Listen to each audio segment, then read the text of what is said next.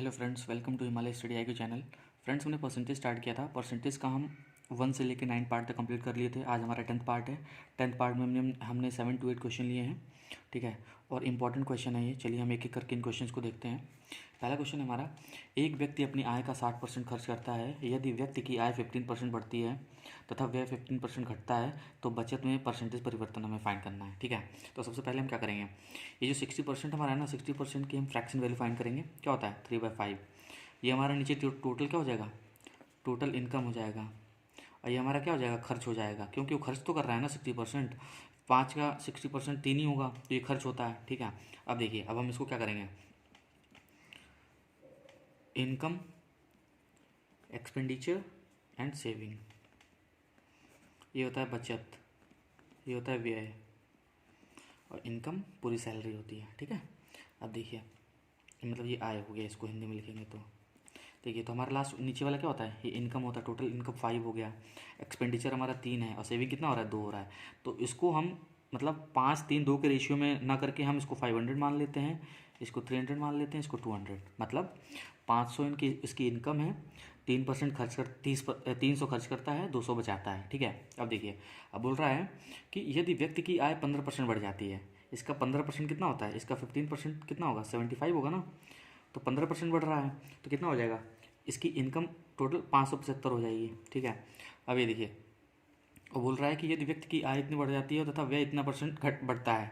अब इसका भी 15% निकालिए, कितना हो जाएगा, इसका 15% 45 ही होगा ना, इसमें जोड़ेंगे तो 345 हो गया, ठीक है। अब देखिए, 500 इसकी इनकम है, 575 इनकम है मतलब बढ़ने के बाद, और 345 खर्च करता है, तो कितना बचाता है, सेव कितना करेगा, इसमें से इसको घटाएंगे कितना आ जाएगा, 230।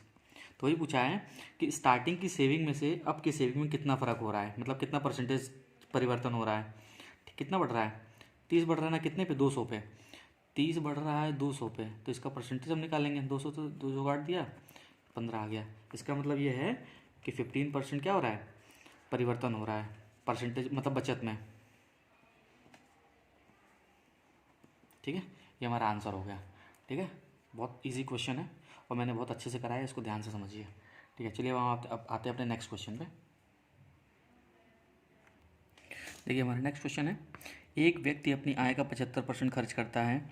यदि व्यक्ति की आय 20% बढ़ती है तथा व्यय 10% बढ़ता है तो बचत में परिवर्तन ज्ञात करना है। एकदम फर्स्ट क्वेश्चन जैसा ही है ये भी। तो हम क्या करेंगे, 75% का फ्रैक्शन वैल्यू हम फाइंड करेंगे। 75% की फ्रैक्शन वैल्यू क्या होती है, 3/4, ठीक है। तो ये होता है हमारा क्या, इनकम, और ये हमारा क्या, खर्च, ठीक है। तो हम वही रेशियो इसका बनाएंगे, क्या, इनकम, एक्सपेंडिचर और सेविंग। ये बचत है, ठीक है। ये व्यय है, ये आय है, ठीक है। तो हमारा कितना आया है, इनकम लास्ट नीचे वाला 4 है ना, 400 है, 400 मान लेंगे इसको।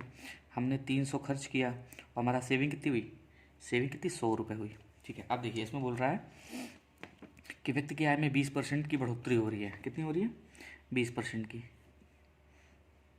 20% बढ़ रहा है, तो 20% इसका कितना होगा, 80 होगा, ठीक है। और देखिए, और इसकी आय में क्या कह रहा है, इसकी मतलब इसकी व्यय में 10% बढ़ोतरी हो रही है, तो इसका 10% कितना होता है, इसका 10% 30 होगा, ठीक है। तो ये कितना हो जाएगा, 480 हो जाएगा, और ये कितना हो जाएगा, 330 हो जाएगा। तो अब ये देखिए, अब हमारा ये 100 था ना। अब देखिए, अब बोल रहा है कि इस 400 में से, 480 में से 330 घटाएंगे, कितना आएगा, 150 आएगा, ठीक है, 150। वो बोल रहा है कि परसेंटेज चेंज कितना हुआ, 50 बढ़ा कितने पे, 100 पे, 50/100 इंटू 100, 100 से कट हो गया, कितना आएगा, 50%। 50% हमारी कितनी हो रही है, बढ़ोतरी हो रही है बस, किसमें, सेविंग की मतलब सेविंग में हमारी 50% बढ़ रहा है। पहले 100 बचाता था, और जब इसकी इनकम 20% से बढ़ जाती है और एक्सपेंडिचर 10% से बढ़ जाता है, तो फिर अब कितना बचाने लगता है, 150 रुपये बचाने लगता है। तो कितना हो रहा है, पहले से 50% अधिक बढ़ा रहा है ये, ठीक है। चलिए, अब हम अपने नेक्स्ट क्वेश्चन पे आते हैं।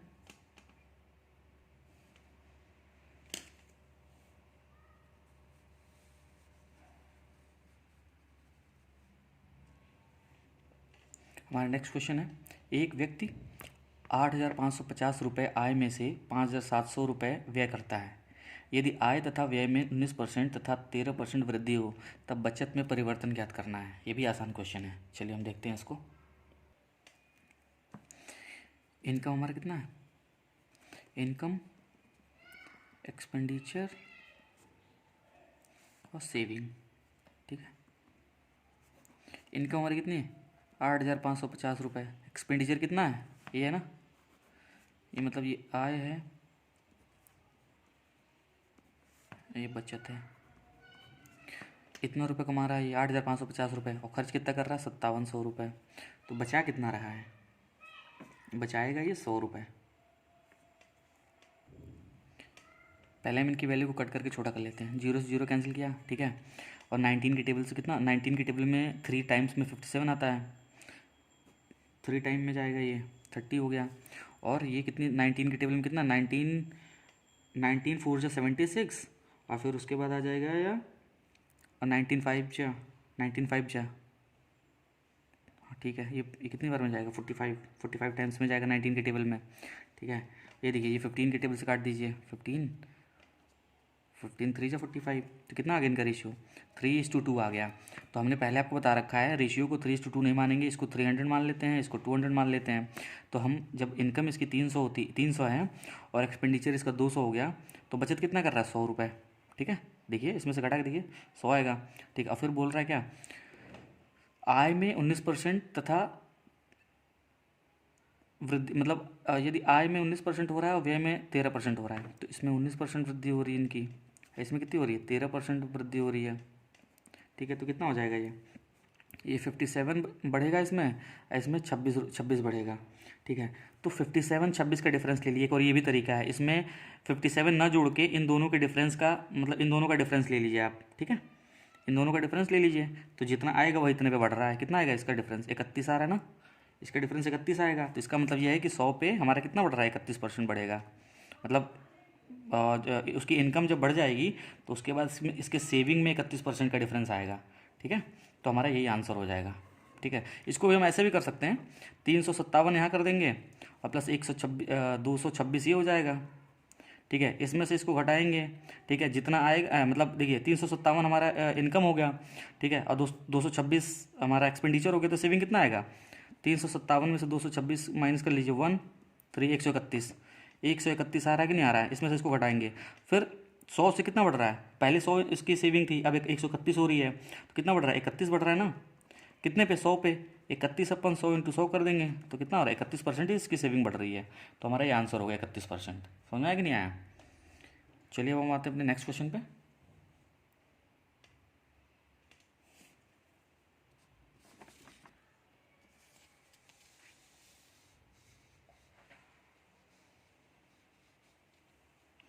चलिए अब हमारा 4th क्वेश्चन है, एक व्यक्ति 13,500 रुपये आय में से 9,000 रुपये व्यय करता है।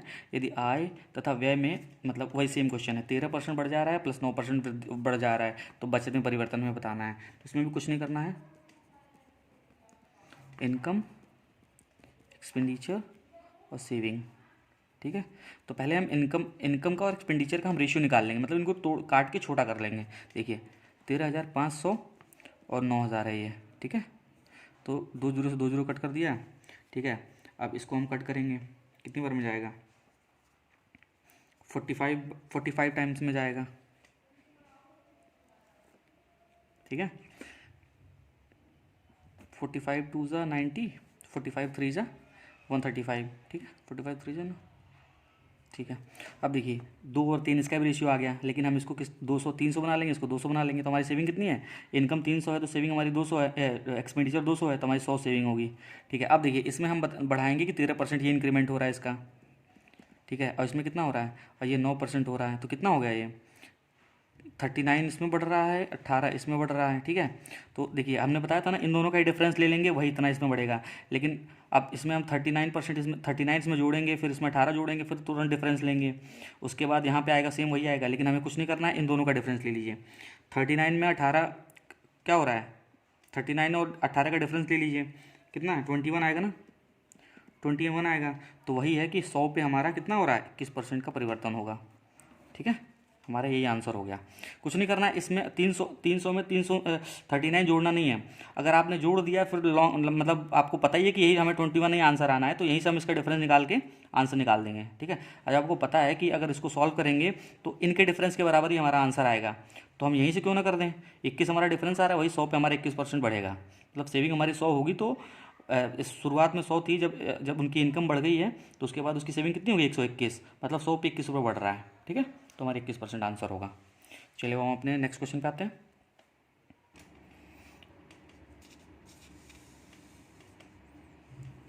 देखिए हमारा फिफ्थ क्वेश्चन है, एक मजदूर एक सप्ताह में 40 घंटे काम करता है तथा 2400 रुपये प्राप्त करता है। यदि उसका प्रति घंटे वेतन 40% बढ़ जाता है तथा कार्य इतने परसेंट 16/3% काम कम करता है, ये कम होगा, कम करता है, तो आय में परिवर्तन ज्ञात करना है, ठीक है। इसमें भी कुछ नहीं करना है। देखिए टाइम कितना ले रहा है वो, ठीक है, पर आवर कितना काम करेगा, ठीक है, उसकी सैलरी कितनी होगी, ठीक है। अब देखिए टाइम क्या ले रहा है, 60 घंटा काम कर रहा है ये, ठीक है। कितना 60 घंटे काम में कितना कमा रहा है ये, 2400 रुपये।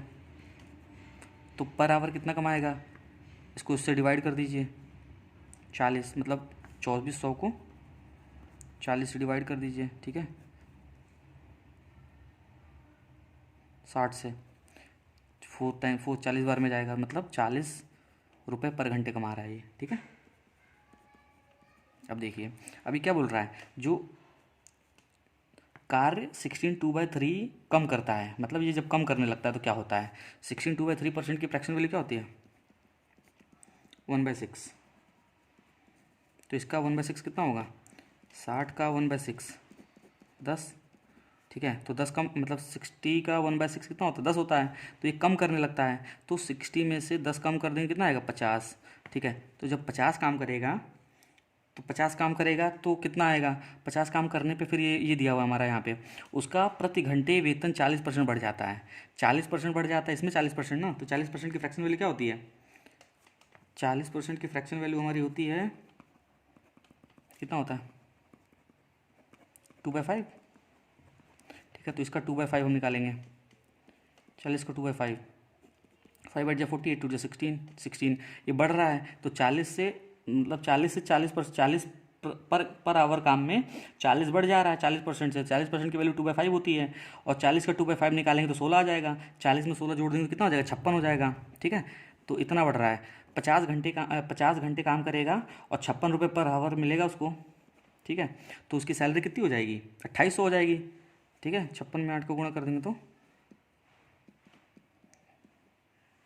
28, मतलब ये 2800 इसका हो जाएगा, टोटल सैलरी इसकी 2800 हो जाएगी। वही पूछा है कि इसकी सैलरी में कितना अंतर हो रहा है, तो 2400 से 2800 हो रहा है, तो 400 का अंतर हो रहा है ना, कितने पे 400 का अंतर हो रहा है 2400 पे, ठीक है। तो इसका हम निकाल देंगे, कितना आ जाएगा, 0 से 0 कटा, 4 चौक 16, 4 छक 24, 1/6 कितना आ रहा है, 1/6 आएगा ये। 1/6 क्या होता है, 16/2/3% होता है, ठीक है। तो हमारा आंसर क्या हो जाएगा, मतलब उसकी सैलरी में कितने कितने का मतलब डिफरेंस हो रहा है, 2400 से 2800 कमा रहा है, जब इसने अपने पर आवर वर्क में 2/5 40% बढ़ा देता है, तो उसका 400 से बढ़ रहा है, 400 से कितने पे, 2400 पे, तो कितना हमारा 400 का 24% कितना हो जाएगा, 1/6, मतलब साढ़े 16/2/3% हमारा सैलरी में डिफरेंस आएगा, ठीक है। चलिए ये समझ में आया कि नहीं आया, आसान क्वेश्चन है ये भी, लेकिन थोड़ा आपको समझना पड़ेगा ये वाला यहाँ पे, ठीक है। चलिए हम अपने आते हैं नेक्स्ट क्वेश्चन पे।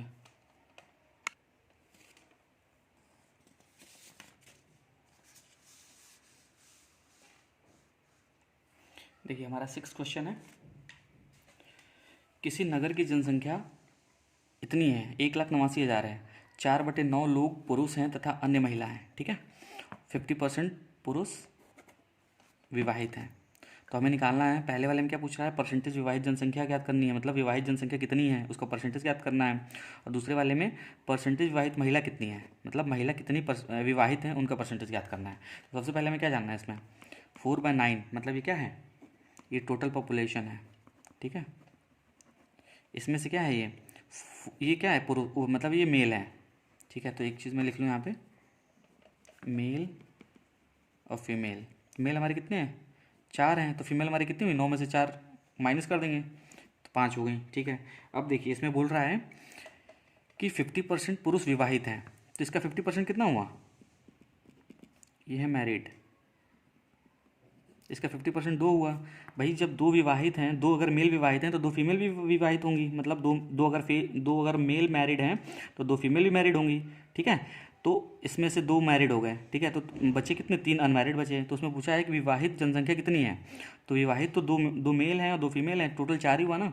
तो पहले वाले का हमारा आंसर कितना हो गया, मतलब मैरिड, टोटल मैरिड जनसंख्या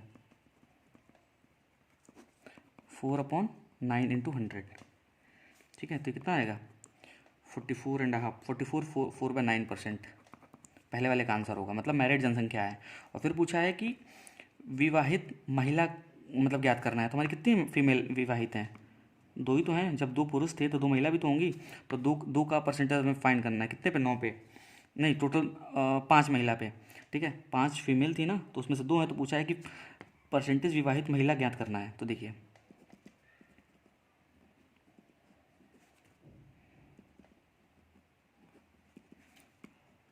2 कितने पे, 5 पे,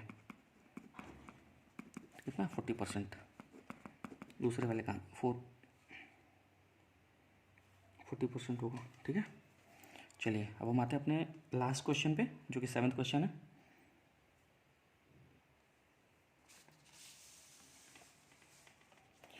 देखिए हमारा 7th क्वेश्चन है, एक ट्रेन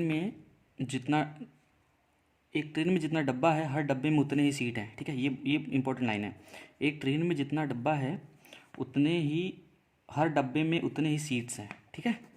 एक डब्बे में 25 व्यक्ति हैं तथा उसकी क्षमता इतनी है।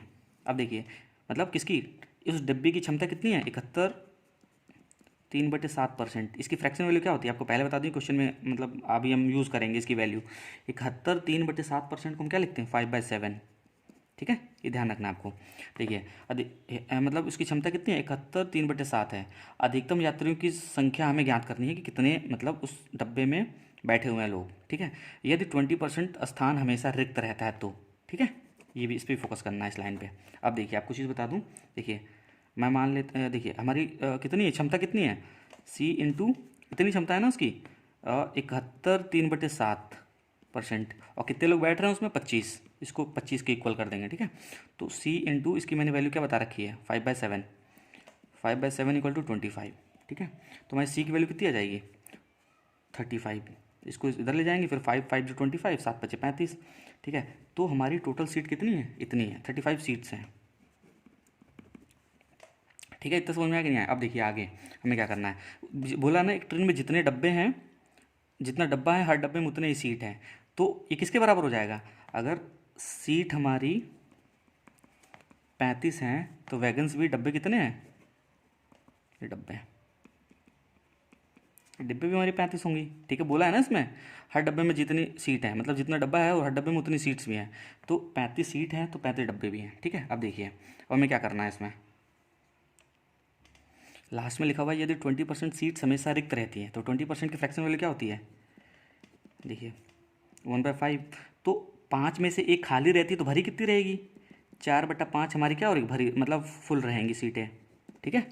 अगर इतनी खाली रह रही है, एक मतलब इतनी खाली है तो भरी कितनी है, 4/5, तो हमें उसका 4/5 निकाल देना है। टोटल सीट कितनी है, 35 है, और वैगन भी 35 हैं, इसके 4/5 हमारी भरी हुई हैं, ठीक है। तो इसका हम निकाल देंगे, कितना आ जाएगा, 5 7 35, इसमें इसका मल्टीप्लाई करेंगे,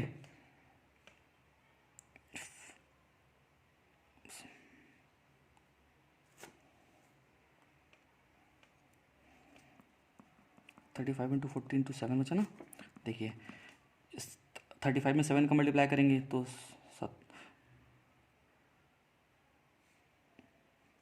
कितना देगा, 35 में अगर 4 का मल्टीप्लाई कर देते तो 140 आ जाएगा इंटू 7, ठीक है। और 14 7 से 98 और 0 आगे लगा देंगे, तो हमारी टोटल सीट्स कितनी हो गई, इस ट्रेन में हमारी टोटल सीट्स हो गई हैं कितनी, 980, ठीक है। अगर 20% सीट्स खाली रहती है तो हमारी 980 सीटें पर लोग बैठे हुए हैं, जितनी सीट्स लोगों ने कवर करी होंगी उतनी तो यात्री होंगे ना उस ट्रेन में। तो हमारी कितनी हो गई, ये अधिकतम यात्रियों की संख्या कितनी है,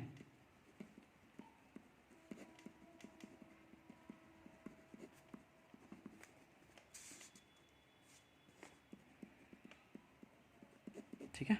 एक बार और ये दिख नहीं रहा था, एक बार और आपको बता दूं, मतलब टोटल सीट हमारी ये हो गई 35 और टोटल उतने वैगन भी थे, डब्बे थे, तो 35 × 35 कर दिया। और एक चीज़ और बता दूँ, ये था कि 20% हमारी सीटें रिक्त होनी चाहिए, उस हिसाब से हमें यात्रियों की संख्या बतानी थी उसमें से। तो अगर 20 मतलब 1/5 अगर खाली रहती हैं तो 4/5 इसमें से एक घटा देंगे तो 4/5 हमारी भरी रहेंगी ना। तो देखिए 35 × 35 टोटल ये सीट्स की हो गई और वैगन की हो गई, और टोटल सीट्स कितनी भरी हुई हैं, 4/5, ठीक है। यहाँ से निकाल दिया हमने, तो उसको इसमें से गुणा कर दिया तो हमारी 990 हमारा आ गया, जिसमें अधिकतम यात्रियों की संख्या है और इतने लोग उस पर सीट को कवर करके बैठे हुए हैं, ठीक है। तो ये हमें आंसर क्वेश्चन में निकालना था, तो हमने निकाल दिया इसको, 980 हमारा ये आंसर है, ठीक है। चलिए हमारे क्वेश्चन अब खत्म हो गए, यहीं पे हम वीडियो को स्टॉप करते हैं। नेक्स्ट हमारी वीडियो कल होगी, आगे के क्वेश्चन हम कराएंगे, इसके अच्छे अच्छे क्वेश्चन होंगे, ठीक है। चलिए ठीक है, आप आपको अगर क्वेश्चन अच्छे लग रहे हैं तो आप वीडियो को शेयर करिए, चैनल को सब्सक्राइब करिए, ठीक है। चलिए ठीक है, अब रखते हैं। Thank you everyone.